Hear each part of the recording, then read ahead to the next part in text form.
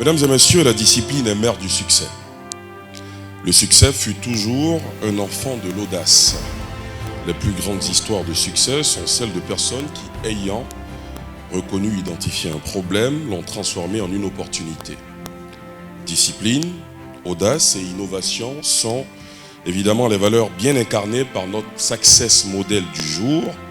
Nous allons, à la faveur de cet autre numéro de la conférence succès, à la rencontre d'un serial business owner, une vingtaine d'entreprises à son actif qui ont toutes ceci en commun, le succès. PDG du groupe Kaydan et fondateur du fonds d'investissement Kaydan Real Estate.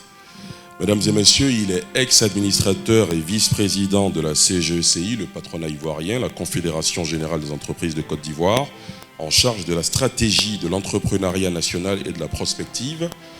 Il est aussi officier de l'Ordre national, par ailleurs alumni de la Harvard Business School, Senior Executive Leadership Program et titulaire d'un master en physique du solide à l'université de Sherbrooke et également d'un MBA de l'université de Moncton au Canada. Stanislas Zézé le rappelait tout à l'heure, c'est un fin philanthrope. Il est à la tête de la fondation Kaydan avec d'autres entrepreneurs et il s'évertue à créer les entrepreneurs de demain.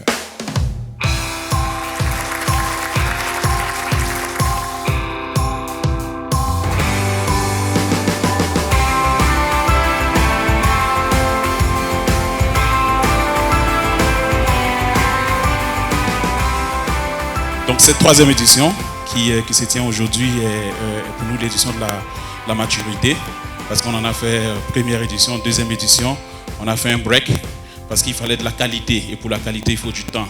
Et je profite également pour remercier nos partenaires qui nous accompagnent, notamment Kaydan, voilà, et la CIE avec mon frère Dominique Alif ici qui nous soutient depuis très bien longtemps. Et Sotok, mon ami et frère, qui depuis un bon moment nous accompagne sur toutes nos activités, la FGC également, et Surprise Event. Vous voyez également des structures, la structure Surprise Event qui fait des cadeaux sur Facebook et autres. La personne qui est derrière, on entend toujours la voix, on ne voit pas la personne, mais elle est là aujourd'hui. Donc vous pourrez prendre son contact pour vos belles surprises réalisées. Et à nos amis également de Simplon Côte d'Ivoire qui sont dans la salle ici, qui a une école de formation. Merci d'être là, merci à toutes ces personnes qui sont ici présentes. Ceux qui viennent écouter ces gens qui ont réussi, vous avez un double avantage. C'est lui de connaître déjà l'environnement avant même de vous lancer. Ce qui n'a peut-être pas été le cas pour eux. Donc aujourd'hui, c'est un grand honneur pour moi et de vous dire que la personne que vous allez recevoir aujourd'hui, M. Alain Kouadio, est non seulement un entrepreneur à succès, il fait la promotion de l'entrepreneuriat, il est très discret. Foster est chaud, hein, pour pouvoir le trimballer ici pour venir parler. C'est pas qu'il n'aime pas partager parce que c'est un philanthrope. Il donne de sa personne, il aime partager, mais il aime partager sans bruit.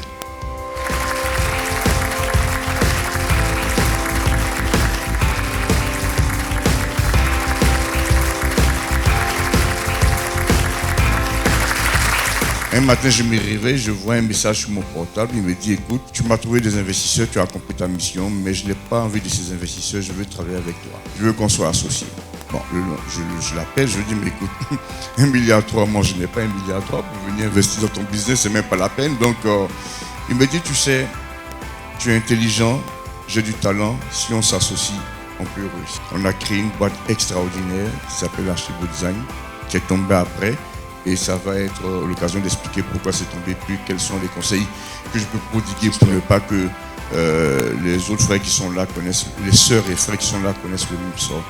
La résilience, j'ai commencé à développer depuis l'école. J'échoue, je recommence, j'échoue, je recommence.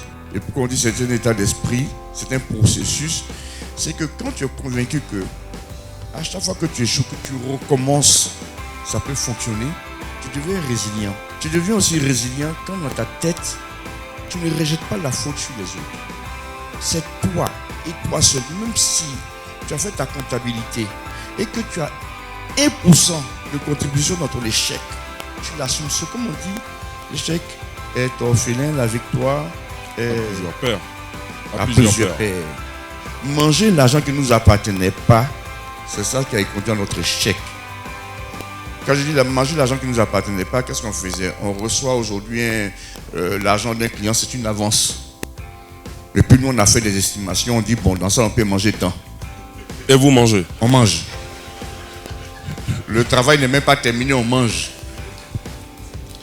Et d'ailleurs, même quand Stéphane est venu, je voulais continuer un peu ça, il m'a dit, si c'est ça, moi je repars. Donc il m'a appris à manger maintenant l'argent qui m'appartient.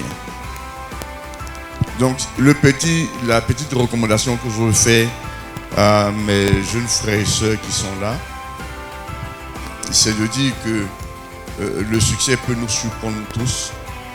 Servons-nous des exemples, des échecs des gens qui étaient avant nous pour éviter de tomber dans les mêmes erreurs. Nous sommes des êtres humains, nous avons notre nature propre et côtoyons des personnes qui ont vécu toutes ces choses. Et c'est pour cette raison, Foster, je voudrais te féliciter parce que ce genre de rencontre, c'est fondamental. Comme Stan l'a dit, on peut avoir l'impression qu'on démultiplie et bon, c'est les mêmes choses. Non, c'est hyper important que les gens sachent que ceux qui dirigent en modèle aujourd'hui ont traversé un parcours et continueront de traverser certaines difficultés et se relèveront.